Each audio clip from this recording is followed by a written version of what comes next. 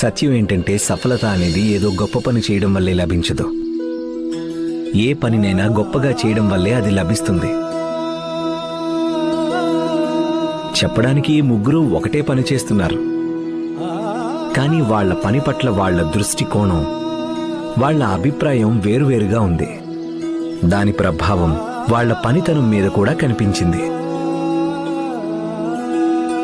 పదోన్నతి కేవలం మూడో వ్యక్తికి లభించింది. నిజానికి అతనికి తెలియని కూడా తెలీదు అతని పనిని ఎవరో చూస్తున్నారని, అతని కష్టాన్ని, అతని నిజాయితీని గమనిస్తున్నారు అని. అతనికి కేవలం తన పని మీద ఇష్టం, పని చేయడం పట్ల ఆనందం కలుగుతుంది, సంతృప్తి కలుగుతుంది. అలాంటి మనిషి విజయం గురించి వెతకాల్సిన అవసరం ఉండదు. విజయమే స్వయంగా అతన్ని వెతుక్కుంటూ వారి దగ్గరికి వస్తుంది. సత్యం